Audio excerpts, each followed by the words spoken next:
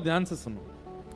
सबसे पहला, धर्म प्रौजित कई तमोत्र परमो। आपका रुझान परम धर्म के प्रति यदि नहीं है, परम धर्म किसे कहते हैं? धर्म और परम धर्म दो बातें हैं। धर्म का अर्थ होता है अपनों का कल्याण, उसको कहते हैं धर्म। जैसे देश का कल्याण, बुजुर्गों का कल्याण, परिवार का कल्याण, बालकों का कल्याण, हमारे शहर के जनों का कल्याण। ये कल्याण के लिए जो आपके अंदर रुचि आती है सब जनों के लिए, उसको कहते हैं धर्म। लेकिन अपने कल्याण की भावना जब आपके चित्त में आती है उसको कहते हैं परम धर्म। अच्छा, हमारी एक बात और सुनिएगा।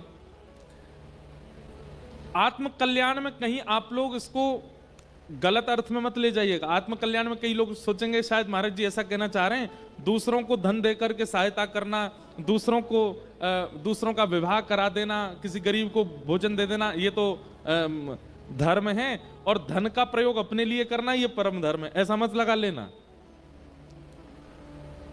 सबकी सेवा करना ये धर्म है, पर अपने देह के भीतर विराजमान उस आत्मा के कल्याण का चिंतन करना ये परम धर्म है।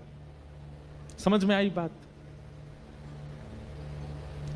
आप परोपकार करते हो, गरीबों को भोजन कराते हो, बच्चों को स्कूल पढ़ाने की व्यवस्था करते हो, गरीब कन्याओं का ब्याह कर देते हो, किसी को धन दे देते हो, वस्त्र दे देते हो। सामाजिक कल्याण, राष्ट्रीय कल्याण, देश के कल्याण की भावना आपके चित्त में है, वो धर्म है। परंतु एकांत में बैठ करके सत्संग श्रवण करके आप अपनी आत्म कल्याण की भावना रखते हो कि इस देह से खूब खाया, खूब कमाया, खूब पाया, सब कुछ किया, परंतु अब इसके भीतर विराजमान जो आत्मा है उसको सदगति पहुंचाने का मुझे क्रिया करनी है, ऐसी भावना चित्त में आ जाए, उसको परम धर्म कहते हैं। और ये परम धर्म की स्थिति यदि आपकी नहीं बनी है तो कथा का विषय अधूरा रहेगा। परम धर्म की बात आपके चित्त में होनी चाहिए। कोई व्यक्ति पानी में डूब रहा है, आपसे मदद मांग रहा है और आप भी कूद गए पानी में उसको बचाने।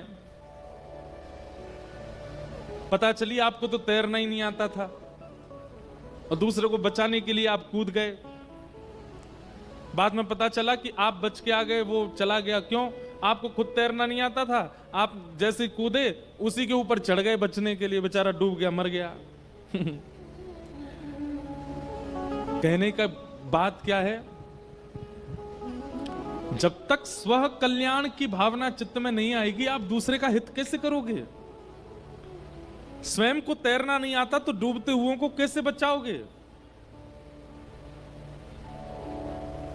स्वयं का भजन नहीं है, स्वयं के पास में वो विवेक बुद्धि नहीं है, तो फिर दूसरे की सहायता आप कैसे करोगे?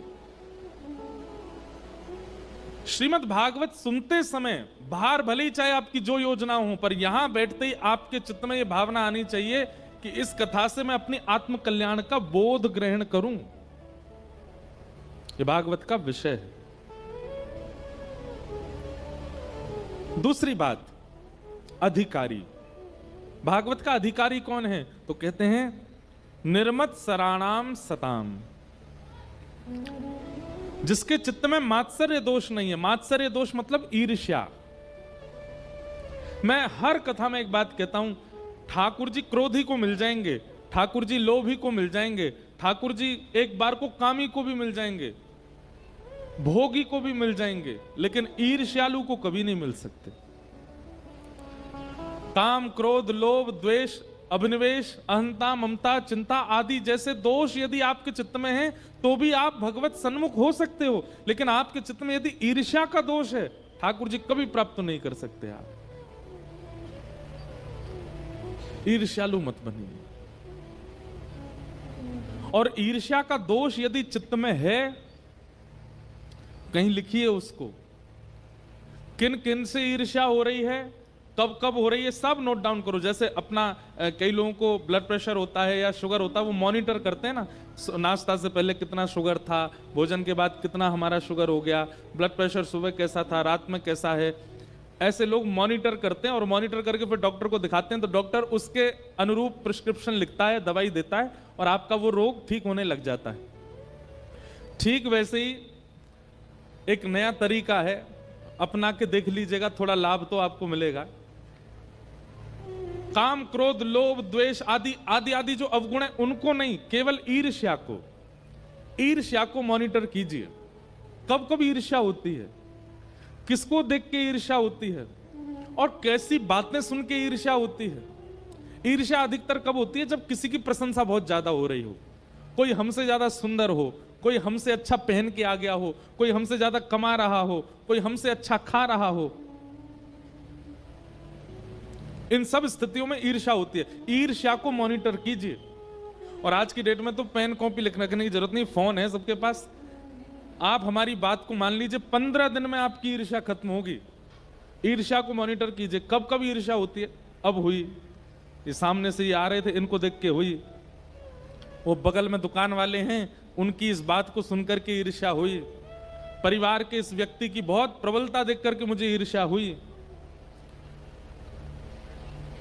और संपूर्ण मॉनिटर करके 1 दिन, 2 दिन, 3 दिन का पूरा मॉनिटर करो और तीसरे दिन अपने घर के ठाकुर जी को बताओ, हे ठाकुर जी, परसों से आज तक हमको इतनी बार ईर्ष्या हुई और इन बातों पर ईर्ष्या हुई, ऐसे ऐसे ईर्ष्या हुई, कृपा करके आप अनुग्रह कीजिए और इस ईर्ष्या के दोष को नष्ट कीजिए। आप ठाकुर जी से कहकर के पुनः उन्हीं चीजों पर जाइएगा। आप देखेंगे आपकी ईर्ष्या अब घटने लगी है। पहले पूर्ण रूपेण खत्म नहीं होगी पर घट जाएगी। पहले किसी सुंदर को देख के हो गई थी, अब उसकी सुंदरता देख करके ईर्ष्या नहीं होगी। अब मन में भाव आएगा, ये इतना सुंदर है तो यार बतावे वाले हमारे बिहारी जी कितने सुंदर होंगे, इसके पास ये योग्यता है। हे ठाकुर